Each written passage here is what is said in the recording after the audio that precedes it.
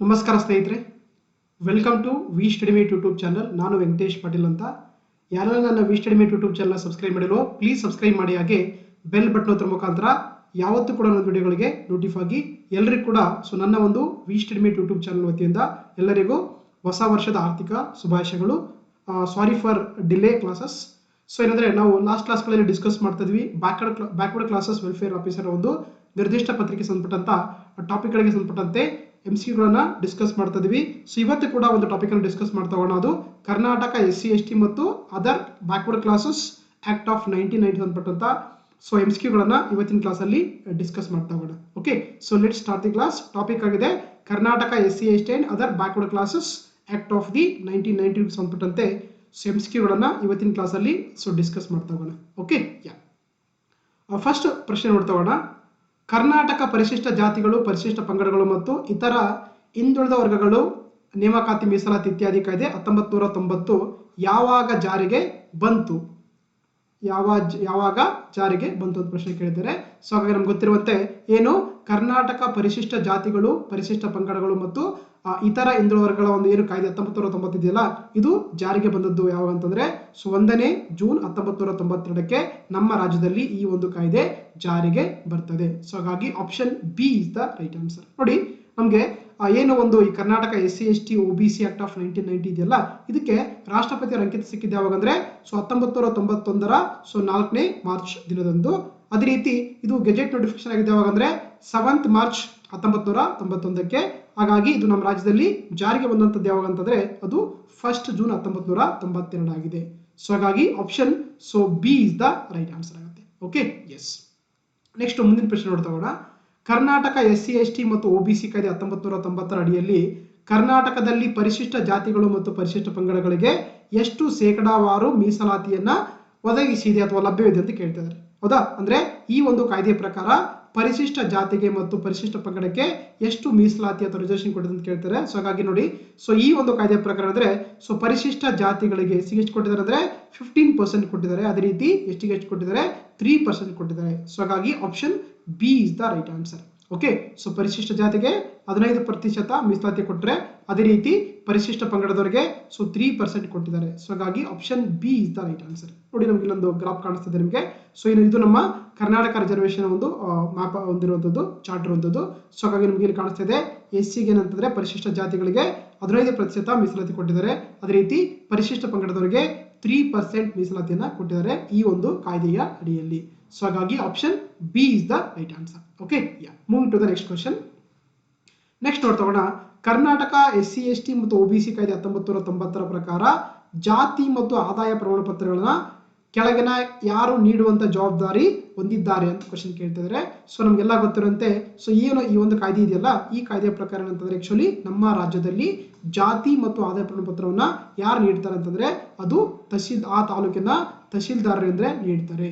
ಹಾಗಾಗಿ option B is the right answer. ಹೌದಾ? ನೋಡಿ, ಏನಂದ್ರೆ ಏನು ನಾವು ಅರ್ಜಿ ಸಲ್ಲಿಸಿದ ನಂತರ ಏನ್ ಮಾಡ್ತಾರೆ, ಅರ್ಜಿ ಸಲ್ಲಿಸಿದ ನಂತರ ಅದನ್ನ ಪರಿಶೀಲನೆ ಮಾಡಿ ಏನ್ ಮಾಡ್ತಾರೆ ಅಂದ್ರೆ ಜಾತಿ ಪ್ರಮಾಣ ಪತ್ರವನ್ನ ಮತ್ತೆ ಆದಾಯ ಪ್ರಮಾಣ ಪತ್ರವನ್ನ ತಾಲೂಕು ಸಂಬಂಧಪಟ್ಟ ತಹಶೀಲ್ದಾರರು ಆ ಪ್ರಮಾಣ ಪತ್ರವನ್ನ ನೀಡ್ತಾರೆ. ಹಾಗಾಗಿ option B is the right answer. Okay, yes. Next ನೋಡ್ತಾ ಹೋಗೋಣ. ಕರ್ನಾಟಕ SC/ST ಮತ್ತು OBC ಕಾಯ್ದೆ 1990ರ ಅಡಿಯಲ್ಲಿ ಸುಳ್ಳು ಜಾತಿ ಪ್ರಮಾಣ ಪತ್ರ ಅಥವಾ ಆದಾಯ ಪ್ರಮಾಣ ಪತ್ರವನ್ನ ಪಡೆದರೆ ಅವರಿಗಿರುವಂತ ದಂಡಗಳು ಏನು ಅಥವಾ ಪನಿಷ್ಮೆಂಟ್ ಏನು ಅಂತ ಕ್ವಶನ್ ಕೇಳ್ತಾರೆ. ಹೌದಾ? ಯಾರಾದ್ರೂ ಕೂಡ ಈ ಒಂದು ಕಾಯ್ದೆ ಅಡಿಯಲ್ಲಿ ಕೂಡ ಫೇಕ್ ಆಗಿ ಕ್ಯಾಸ್ಟ್ ಮತ್ತು ಇನ್ಕಮ್ ಸರ್ಟಿಫಿಕೇಟ್ ಏನಾದ್ರು ಪಡ್ಕೊಂಡ್ರೆ ಅವ್ರಿಗೆ ಏನ್ ದಂಡ ಇದೆ ಅಂತ ಕೇಳಿದ್ರೆ, ನೋಡಿ ಇಲ್ಲಿ ಅಂದ್ರೆ ಅವ್ರಿಗೆ 1,000 ರೂಪಾಯಿವರೆಗೆ ದಂಡ ಹಾಕ್ತಾರೆ ಅಥವಾ 6 ತಿಂಗಳವರೆಗೆ ಜೈಲು ಶಿಕ್ಷೆನ ಕೊಡ್ತಾರೆ. ಹಾಗಾಗಿ option A is the right answer. ನೋಡಿ, ಈ ಕಾಯ್ದೆ ಏನಂತಂದ್ರೆ ಯಾವುದೇ ಒಬ್ಬ ವ್ಯಕ್ತಿಗಳು ಏನಾದ್ರು ಕೂಡ ಮೋಸದ ಮುಖಾಂತರ ಅಥವಾ ಫೇಕ್ ಆಗಿ ಏನಾದ್ರು ಕೂಡ ಜಾತಿ ಪ್ರಮಾಣ ಪತ್ರ ಅಥವಾ ಆದಾಯ ಪ್ರಮಾಣ ಪತ್ರ ಪಡ್ಕೊಂಡಿದ್ರೆ ಅವ್ರಿಗೆ ಏನ್ ಮಾಡ್ತಾರೆ, ಅಂದ್ರೆ 6 ತಿಂಗಳಿಂದ ಅಂದ್ರೆ ಮಿನಿಮಮ್ ಆಗಿ 6 ತಿಂಗಳಿಂದ ಅವ್ರಿಗೆ ಏನಂದ್ರೆ ಗರಿಷ್ಠವಾಗಿ 2 ವರ್ಷಗಳವರೆಗೆ ಕೂಡ ಅಂದ್ರೆ ಅವ್ರಿಗೆ ಜೈಲು ಶಿಕ್ಷೆಯನ್ನ ವಿಸ್ತರಿಸಬಹುದು. ಹೌದಾ? 6 ತಿಂಗಳಿಂದ 6 ಮಂತ್ ಏನ್ ಮಾಡ್ಬೋದು ಅಂದ್ರೆ 2 ವರ್ಷಗಳವರೆಗೆ ಅವಧಿಯವರೆಗೆ ಕೂಡ ಅವರ ಒಂದು ಜೈಲು ಶಿಕ್ಷೆಯನ್ನ ಕೊಡಬಹುದು. ಅದೇ ರೀತಿ ದಂಡ ಬಂದಾಗ ಕನಿಷ್ಠವಾಗಿ 1,000 ರೂಪಾಯಿ ಹಿಡ್ಕೊಂಡವರಿಗೆ 5,000 ರೂಪಾಯಿ ಕೂಡ ದಂಡವನ್ನ ಹಾಕಕ್ಕೆ ಈ ಕಾಯ್ದೆಯಲ್ಲಿ ಅವಕಾಶ ಕೊಡ್ತಾರೆ. ಹಾಗಾಗಿ ಆಪ್ಷನ್ ಎ 1,000 ರೂಪಾಯಿವರೆಗೆ ದಂಡ ಇರುತ್ತೆ, ಅಂದ್ರೆ 1,000 ರಿಂದ 5,000 ದಂಡ ಇರುತ್ತೆ. ಅದೇ ರೀತಿ 6 ತಿಂಗಳಿಂದ 2 ವರ್ಷದವರೆಗೆ ಕೂಡ ಜೈಲು ಶಿಕ್ಷೆ ಕೊಡ್ತಾರೆ ಯಾರೆಲ್ಲ ಕೂಡ ಒಂದು ಫೇಕ್ ಆಗಿ ಕ್ಯಾಸ್ಟ್ ಮತ್ತೆ ಇನ್ಕಮ್ ಸರ್ಟಿಫಿಕೇಟ್ ಪಡ್ಕೊಂಡವರಿಗೆ. ಸೊ ಹಾಗಾಗಿ option A is the right answer ಆಗುತ್ತೆ. Okay, yes. Move to the next question. ಜಾತಿ ಮತ್ತು ಆದಾಯ ಪ್ರಮಾಣಪತ್ರಗಳಿಗೆ ಸಂಬಂಧಿಸಿದಂತೆ ತಹಸೀಲ್ದಾರ್ ಅಥವಾ ಸಹಾಯಕ ಆಯುಕ್ತರು ಅಥವಾ ಅಸಿಸ್ಟೆಂಟ್ ಕಮಿಷನರ್ ಮಾಡಿದ ನಿರ್ಧಾರಗಳನ್ನು ಪರಿಷ್ಕರಿಸಲು ಯಾವ ಪ್ರಾಧಿಕಾರಕ್ಕೆ ಅಧಿಕಾರ ಇದೆ ಅಂತ ಕರೀತಾರೆ. ಈಗ ಫಾರ್ ಎಕ್ಸಾಂಪಲ್ ಅಂತ ನೋಡಿ, ಯಾರೊಬ್ಬ ಎಕ್ಸಾನ್ ವ್ಯಕ್ತಿ ಏನ್ ಮಾಡಿದಾನೆ, ಸೊ ಕ್ಯಾಸ್ಟ್ ಮತ್ತೆ ಇನ್ಕಮ್ ಸರ್ಟಿಫಿಕೇಟ್ಗೆ ತಹಸೀಲ್ ಆಫೀಸ್ಗೆ ಅರ್ಜಿ ಸಲ್ಲಿಸಿದ್ದಾನೆ. ತಹಸೀಲ್ದಾರ್ ಮೇ ಬಿ ಅದನ್ನ ರಿಜೆಕ್ಟ್ ಮಾಡ್ಬೋದು. ಅವಾಗ ಏನಾಗುತ್ತೆ ಆತ ಸೊ ಅಸಿಸ್ಟೆಂಟ್ ಕಮಿಷನರ್ಗೆ ಅಪ್ರೋಚ್ ಮಾಡ್ತಾನೆ, ಅವರು ಕೂಡ ರಿಜೆಕ್ಟ್ ಮಾಡ್ಬೋದು. ಅವಾಗ ಅದನ್ನ ಯಾರ ಹತ್ರ ಹೋಗ್ಬೋದು ಅಂದ್ರೆ ಅವಾಗ ಯಾರು ವೆರಿಫೈ ಮಾಡ್ತಾರೆ, ಡಿಸ್ಟ್ರಿಕ್ಟ್ ಕಮಿಷನರ್ ಅಥವಾ ಜಿಲ್ಲಾಧಿಕಾರಿಗಳಂದ್ರೆ ಅದನ್ನ ಸೊ ವೆರಿಫೈ ಮಾಡ್ತಾರೆ. ಓಕೆನಾ, ಪರಿಷ್ಕರಣೆ ಮಾಡ್ತಾರೆ. ಸೊ ಹಾಗಾಗಿ option C, so deputy commissioner ಅಥವಾ ಜಿಲ್ಲಾಧಿಕಾರಿಗಳು ಆ ಒಂದು ಅರ್ಜಿಯನ್ನ ಪರಿಷ್ಕರಣೆ ಅಥವಾ ಸೊ ಮತ್ತೆ ವೆರಿಫೈ ಮಾಡ್ತಾ ಹೋಗ್ತಾರೆ. ಸೊ ಹಾಗಾಗಿ option C is the right answer. Option C is the right answer. Yes. So ಹಾಗಾಗಿ ಅದಕ್ಕೆ ಅಧಿಕಾರ ಇರುವಂತದ್ದು ಆ ಜಿಲ್ಲೆಯ ಜಿಲ್ಲಾಧಿಕಾರಿ ಅಂದ್ರೆ ಫೈನಲ್ ಆಗಿ ಅದನ್ನ ವೆರಿಫೈ ಮಾಡುವಂತ ಅಧಿಕಾರನ ಹೊಂದಿರ್ತಾರೆ. ಎಸ್. ಓಕೆ, ನೆಕ್ಸ್ಟ್ ನೋಡ್ತಗೋಣ. ಕರ್ನಾಟಕ ಎಸ್ಸಿ ಎಸ್ಟಿ ಮತ್ತು ಒಬಿಸಿ ಕಾಯ್ದೆ 1990 ಅಡಿಯಲ್ಲಿ ಸ್ಥಾಯಿ ಸಮಿತಿಯ ಅಥವಾ ಇಂಗ್ಲಿಷ್ ನಾವು ಸ್ಟ್ಯಾಂಡಿಂಗ್ ಕಮಿಟಿ ಅಂತ ಕರೀತಾರೆ. ಸ್ಟ್ಯಾಂಡಿಂಗ್ ಕಮಿಟಿ ಅಂತ ಕರೀತಾರೆ, ಹೌದಾ? ಸ್ಥಾಯಿ ಸಮಿತಿಯ ಅದರ ಒಂದು ಪಾತ್ರ ಏನು, ಅದರ ಫಂಕ್ಷನ್ ಏನು ಅಂತ ಕ್ವಶನ್ ಕೇಳ್ತಿದ್ದಾರೆ. ವಿದ್ಯಾರ್ಥಿ ವೇತನವನ್ನ ವಿತರಣೆ ಮಾಡುವಂಥದ್ದು ಕೊಟ್ಟಿದ್ದಾರೆ.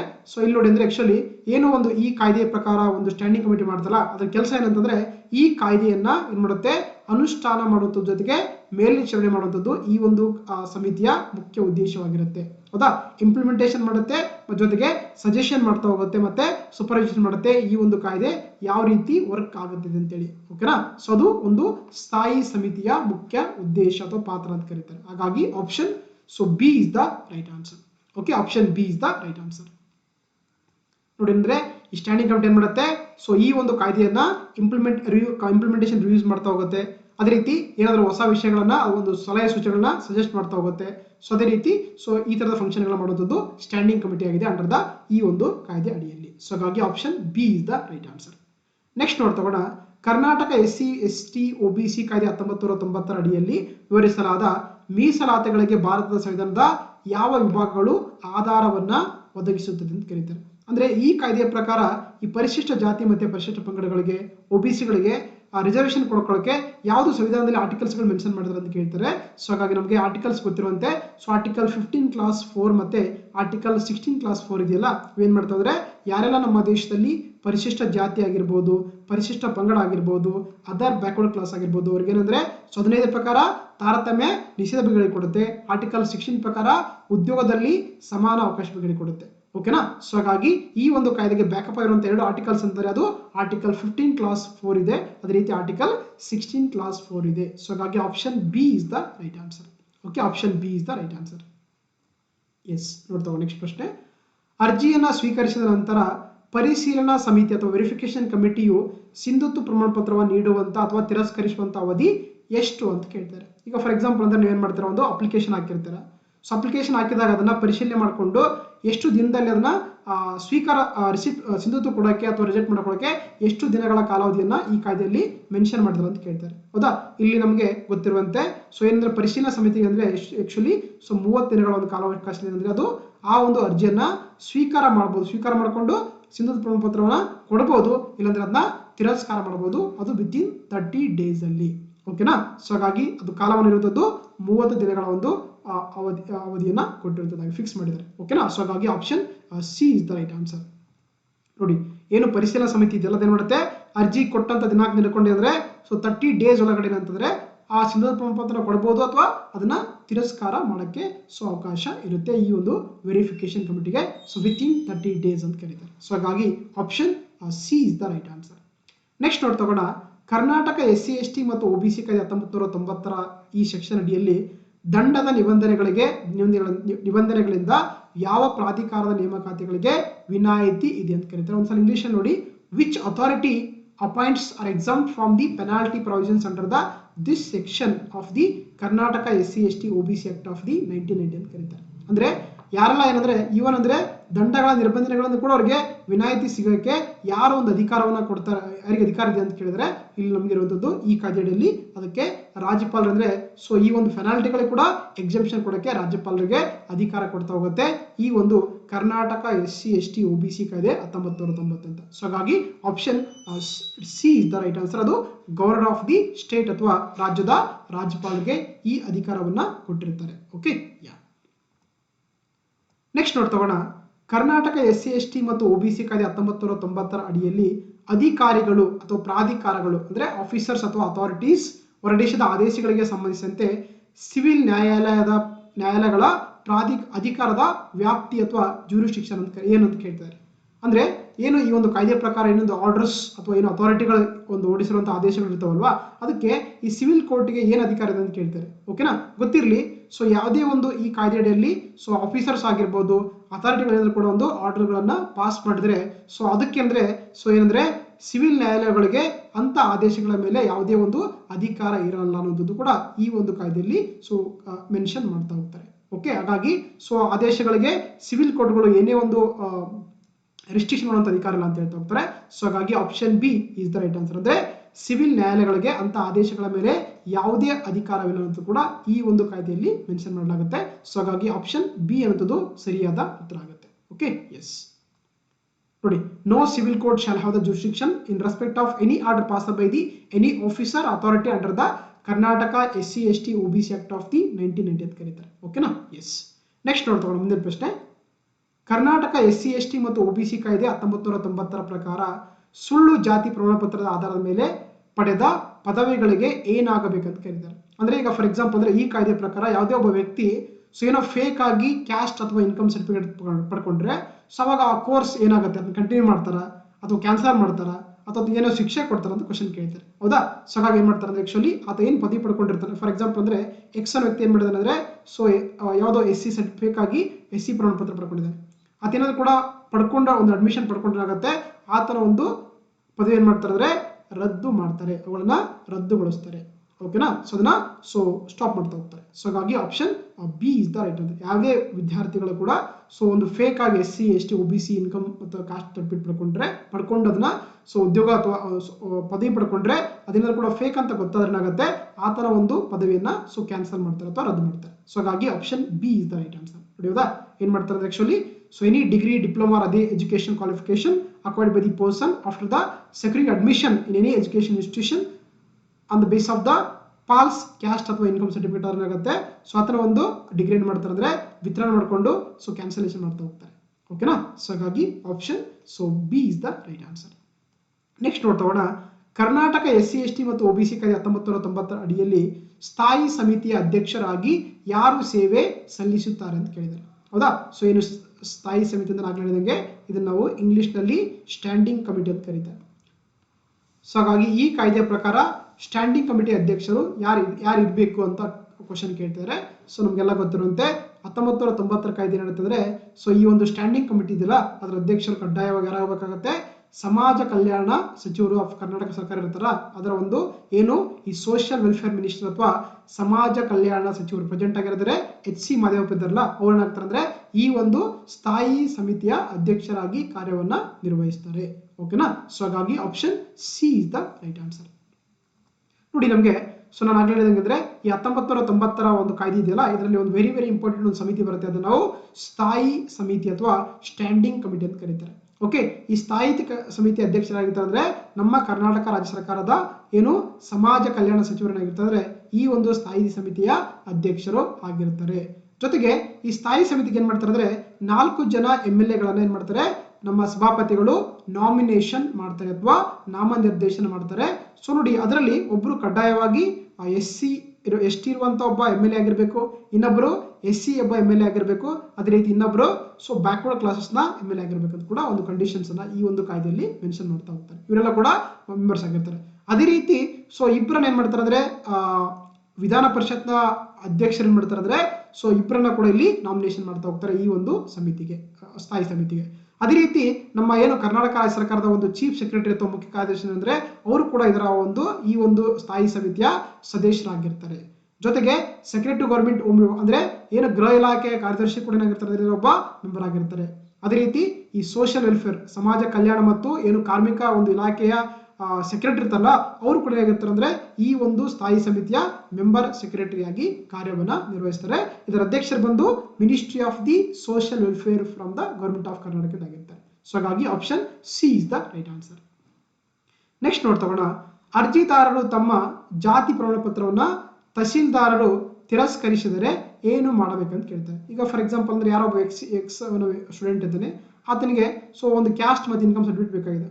ಸೊ ಆತೇನು ಮಾಡ್ತಾನೆ, ತಹಸೀಲ್ ಆಫೀಸ್ಗೆ ಅರ್ಜಿಯನ್ನ ಸಲ್ಲಿಸ್ತಾನೆ. ಅವಾಗ ಏನಾಗುತ್ತೆ, ತಹಸೀಲ್ದಾರರು ಆ ಒಂದು ಅರ್ಜಿಯನ್ನ ತಿರಸ್ಕಾರ ಮಾಡ್ತಾರೆ, ರಿಜೆಕ್ಟ್ ಮಾಡ್ತಾರೆ. ಆವಾಗ ಆ ವಿದ್ಯಾರ್ಥಿ ಏನ್ ಮಾಡ್ಬೇಕಂತ ಪ್ರಶ್ನೆ ಕೇಳ್ತಾರೆ. ಸೊ ನೋಡಿ, ಸೊ ಏನ್ ಮಾಡ್ಬೇಕಂದ್ರೆ ಆಕ್ಚುಲಿ ಆತ 30 ದಿನಗಳ ಒಳಗೆ ಏನಂತಂದ್ರೆ ಏನು ಅಸಿಸ್ಟೆಂಟ್ ಕಮಿಷನರ್ಗೆ ಒಂದು ಅಪೀಲ್ ಅಥವಾ ಮೇಲ್ಮನವಿಯನ್ನು ಸಲ್ಲಿಸೋದ್ರ ಮುಖಾಂತರ ಮತ್ತೆ ತನ್ನ ಅರ್ಜಿಯನ್ನ ಸಲ್ಲಿಸಬೇಕಾಗುತ್ತೆ. ಓಕೆನಾ. So this is the option available to the students to reject the by the tahsildar ಅಂತ ಕರೀತಾರೆ. ಸೊ ಹಾಗಾಗಿ option C is the right answer. ಅಂದ್ರೆ 30 ಡೇಸ್ ಒಳಗಡೆ ಏನಂದ್ರೆ ಆತ ಸೊ ಮತ್ತೆ ಸೊ ಅಸಿಸ್ಟೆಂಟ್ ಕಮಿಷನರ್ಗೆ ಸೊ ಅಪೀಲ್ ಅಂತ ಮೇಲ್ಮನೆ ಮುಖಾಂತರ ಅರ್ಜಿಯನ್ನ ಸಲ್ಲಿಸಬೇಕಾಗುತ್ತೆ. ಓಕೆನಾ. ಹಾಗಾಗಿ option C is the right answer. Time ಇರೋದು ಯಾವಂದ್ರೆ ಸೊ ವಿತಿನ್ 30 ಡೇಸ್ ಒಳಗಡೆ ಆಗಬೇಕಾಗುತ್ತೆ. ಯಾರಿಗೆ ಅದು, so assistant commissioner of the revenue sub division ಅವರಿಗೆ ಸಲ್ಲಿಕೆ ಮಾಡಬೇಕಾಗುತ್ತೆ ಅಂತ ಹೇಳ್ತೀವಿ. ಎಸ್. ನೆಕ್ಸ್ಟ್ ನೋಡ್ತಗೋಣ, ಕರ್ನಾಟಕ SC/ST ಮತ್ತು OBC ಕಾಯ್ದೆ 1990ರ ಉದ್ದೇಶಗಳನ್ನು ನಿರ್ವಹಿಸಲು ನಿಯಮಗಳನ್ನು ರೂಪಿಸುವಂತ ಅಧಿಕಾರ ಯಾರಿಗೆ ಇದೆ ಅಂತ ಕರೀತಾರೆ. ಅಂದ್ರೆ ಈ ಕಾಯ್ದೆಯ ಒಂದು ಉದ್ದೇಶಗಳನ್ನು ನಿರ್ವಹಣೆ ಮಾಡೋಕ್ಕೆ ಸೊ ನಿಯಮಗಳನ್ನು ರೂಪಿಸುವಂತ ಅಧಿಕಾರ ಯಾರಿಗಿದೆ ಅಂತ ಕೇಳ್ತಾರೆ. ಸೊ ಅದು ಆಬ್ವಿಯಸ್ಲಿ ನಮ್ಮ ರಾಜ್ಯ ಸರ್ಕಾರಕ್ಕೆ ಇರುತ್ತೆ. ಸೊ ಹಾಗಾಗಿ ಈ ಕಾಯ್ದೆಯ ಪ್ರಕಾರ ಏನ್ ಸ್ಟೇಟ್ ಗವರ್ಮೆಂಟ್ ಇದೆಯಲ್ಲ ಅದೇನ್ ಮಾಡುತ್ತೆ, ಇದರ ಉದ್ದೇಶಗಳನ್ನು ನೀಡೋಕೆ ಕೆಲವೊಂದು ರೂಲ್ಸ್ ಗಳನ್ನ ಮಾಡುವಂತ ಅಧಿಕಾರವನ್ನು ಕೂಡ ನಮ್ಮ ಸ್ಟೇಟ್ ಗವರ್ಮೆಂಟ್ಗೆ ಇರುತ್ತೆ. ಸೊ ಹಾಗಾಗಿ option so B is the right answer. Okay, ಅದು ಸ್ಟೇಟ್ ಗವರ್ಮೆಂಟ್ ಆಗಿರುತ್ತೆ. ಎಸ್. ನೆಕ್ಸ್ಟ್ ನೋಡ್ತಗೋಣ, ಕಾಯ್ದೆಯನ್ನು ಉಲ್ಲಂಘಿಸಿ ಶಿಕ್ಷಣ ಸಂಸ್ಥೆಗಳಿಗೆ ಪ್ರವೇಶ ನೀಡುವ ಅಧಿಕಾರಿಗಳಿಗೆ ದಂಡ ಏನಂತ ಕರೀತಾರೆ. ಈಗ ಫಾರ್ ಎಕ್ಸಾಂಪಲ್ ಅಂದ್ರೆ ನೋಡಿ, ಯಾವುದೋ ಒಂದು ಅಡ್ಮಿಷನ್ಸ್ ಆಗ್ತದೆ ಹೌದಾ, ಯಾವ್ದು MBBS ಅಡ್ಮಿಷನ್ ಆಗ್ತದೆ, ಯಾವುದೋ ಡಿಗ್ರಿ ಅಡ್ಮಿಷನ್ ಆಗ್ತದೆ ಹೌದಾ, ಅದಕ್ಕೇನಂದ್ರೆ ಸ್ವಲ್ಪ ಪರ್ಸೆಂಟೇಜ್ ಹೌದಾ, SC ಇಷ್ಟು ಪರ್ಸೆಂಟ್ ಅಂತ ಇರುತ್ತೆ. ಅದನ್ನೇನಾದ್ರೂ ಕೂಡ ವೈಲೇಷನ್ ಮಾಡಿದ್ರೆ ಆ ಅಧಿಕಾರಿಗಳಿಗೆ ಏನ್ ಶಿಕ್ಷೆ ಕೊಡ್ತಾರೆ ಈ ಕಾಯ್ದೆ ಪ್ರಕಾರ ಅಂದ್ರೆ ಗೊತ್ತಿರಬೇಕಾಗುತ್ತೆ. ನೋಡಿ, ಅವರಿಗೆ ಸೊ ದಂಡ ಕೂಡ ವಿಧಿಸಲಾಗುತ್ತೆ, ಜೊತೆಗೆ ಅವರಿಗೆ ಜೈಲು ಶಿಕ್ಷೆಯನ್ನು ಕೊಡ್ತಾ ಹೋಗ್ತಾರೆ. ಹಾಗಾಗಿ ಯಾರಾದ್ರೂ ಕೂಡ ಸೊ ಏನಾದ್ರೂ ಕೂಡ ತಮ್ಮ ಹುದ್ದೆಯನ್ನ ತಮ್ಮ ಅಧಿಕಾರವನ್ನ ದುರುಪಯೋಗ ಮಾಡ್ಕೊಂಡ್ರಾಗುತ್ತೆ, ಅವರಿಗೆ ದಂಡ ಕೂಡ ಇರುತ್ತೆ, ಫೈನ್ ಕೂಡ ಇರುತ್ತೆ, ಅದೇ ರೀತಿ ಕೂಡ ಅವರಿಗೆ ಜೈಲು ಶಿಕ್ಷೆ ಕೂಡ ಕೊಡ್ತಾ ಹೋಗ್ತಾರೆ ಈ ಒಂದು ಕಾಯ್ದೆಯ ಪ್ರಕಾರ. ಸೊ ಹಾಗಾಗಿ option B is the right answer. Okay, option B is the right answer. ನೋಡಿ, ಅಂದ್ರೆ ಯಾರೆಲ್ಲ ಒಂದು ಏನಾದ್ರೂ ಕೂಡ ಸೊ ರೂಲ್ಸ್ ಗಳ ವೈಲೇಷನ್ ಮಾಡ್ಕೊಂಡು ಮಾಡಿರೋರಿಗೆ 1,000 ರೂಪಾಯಿವರೆಗೆ ದಂಡವನ್ನ ಕೊಡ್ತಾರೆ, ಜೊತೆಗೆ ಸೊ 6 ತಿಂಗಳಿಗಿಂತ ಹೆಚ್ಚು ಅಂದ್ರೆ ಕಡಿಮೆ ಇಲ್ಲದಂತೆ ಏನ್ ಮಾಡ್ತಾರೆ, ಅವರಿಗೆ ಜೈಲು ಶಿಕ್ಷೆಯನ್ನ ಕೊಡಲಿಕ್ಕೆ ಈ ಕಾಯ್ದೆಯಲ್ಲಿ ಅವಕಾಶ ಇದೆ ಅಂತ ಹೇಳ್ಬೋದು. ಓಕೆನಾ. ಎಸ್. ನೆಕ್ಸ್ಟ್ ನೋಡ್ತಗೋಣ, ಕರ್ನಾಟಕ SC/ST ಮತ್ತು OBC ಕಾಯ್ದೆ 1990ರ ಕಾರ್ಯನಿರ್ವಹಣೆಯ ಬಗ್ಗೆ ವಾರ್ಷಿಕ ವರದಿ ಅಥವಾ ಇದನ್ನು ನಾವು ಎನ್ಯುವಲ್ ರಿಪೋರ್ಟ್ ಅಂತ ಕರೀತಾರೆ. ನೋಡಿ, ಯಾವುದೇ ಒಂದು ಇದ್ರ ಆಕ್ಟ್ ಅಲ್ಲಿ ಕೂಡ ಏನಂದ್ರೆ ಒಂದು ಸಮಿತಿ ಕೂಡ ಏನ್ ಮಾಡುತ್ತೆ, ಒಂದು ಸರ್ಕಾರಗಳಿಗೆ ಆಗಿರ್ಬೋದು, ರಾಜ್ಯಪಾಲರಿಗೆ ಏನ್ ಮಾಡ್ತಾರೆ, ಒಂದು ಸೊ ಎನ್ಯುವಲ್ ಸ್ಟೇಟ್ಮೆಂಟ್ ಅಥವಾ ಎನ್ಯುವಲ್ ರಿಪೋರ್ಟ್ ಅನ್ನ ಸಬ್ಮಿಟ್ ಮಾಡಬೇಕಾಗುತ್ತೆ. ಸೊ ಹಾಗಾದ್ರೆ ಇಲ್ಲಿ ಈ ಒಂದು ಎನ್ಯುವಲ್ ರಿಪೋರ್ಟ್ ಅನ್ನ ಯಾರು ತಯಾರು ಮಾಡ್ತಾರೆ ಅಂತ ಕೇಳ್ತಾರೆ. ಸೊ ಎನ್ಯುವಲ್ ರಿಪೋರ್ಟ್ ಯಾರು ತಯಾರು ಮಾಡ್ತಾರೆ ಅಂದ್ರೆ ಸೊ ಅಗೇನ್ ಅದು ಕೂಡ ರಾಜ್ಯ ಸರ್ಕಾರ ಸೊ ತಯಾರು ಮಾಡ್ತಾ ಹೋಗುತ್ತೆ. ಓಕೆನಾ. ಸೊ ಹಾಗಾಗಿ option B is the right answer.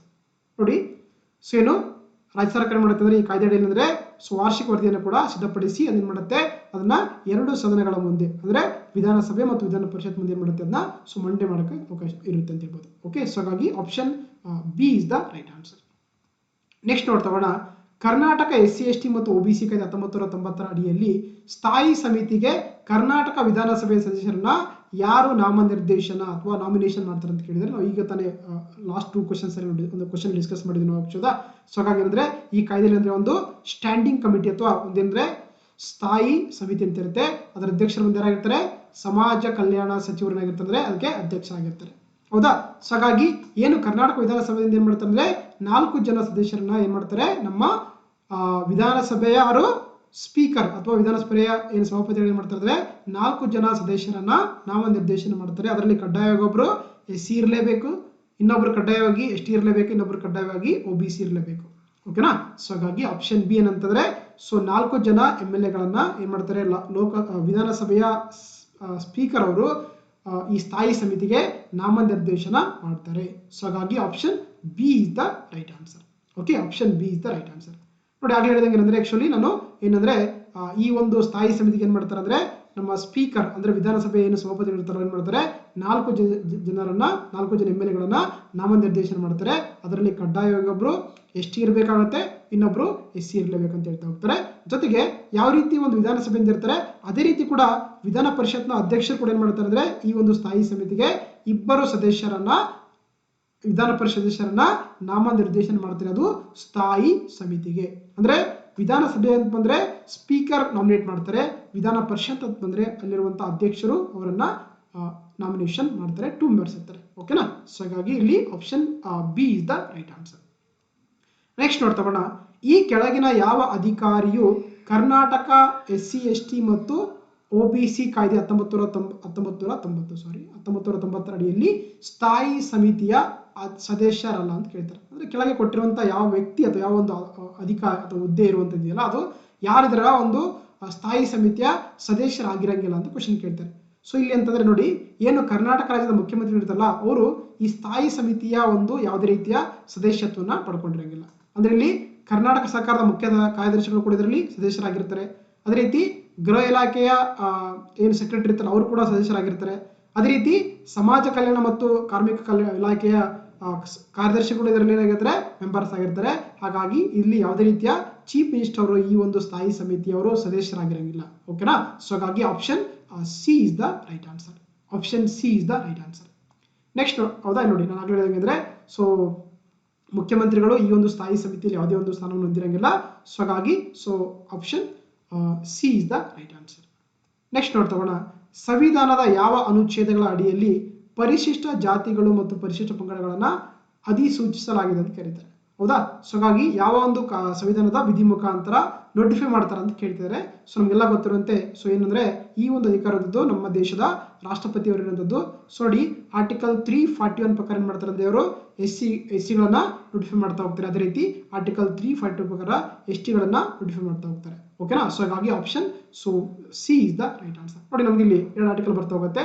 ಒಂದು ಆರ್ಟಿಕಲ್ 341 ಅಂತ ಬರುತ್ತೆ. ಇದನ್ನ ನಮ್ಮ ಸಂವಿಧಾನದ 16ನೇ ಭಾಗದಲ್ಲಿ ಮೆನ್ಷನ್ ಮಾಡಿದರೆ ಏನ್ ಮಾಡ್ತಾರೆ, ರಾಷ್ಟ್ರಪತಿಯವರು ಹೊಸ ಪರಿಶಿಷ್ಟ ಜಾತಿಗಳನ್ನ ಸೇರಿಸುವಂತದ್ದನ್ನ ತೆಗೆದುಹಾಕುವಂತ ಅಧಿಕಾರ ಕೂಡ ಆಕ್ಚುಲಿ ನಮಗೆ ಸೊ ಆರ್ಟಿಕಲ್ 341 ಏನಂದ್ರೆ ರಾಷ್ಟ್ರಪತಿಯವರಿಗೆ ಕೊಡ್ತದೆ.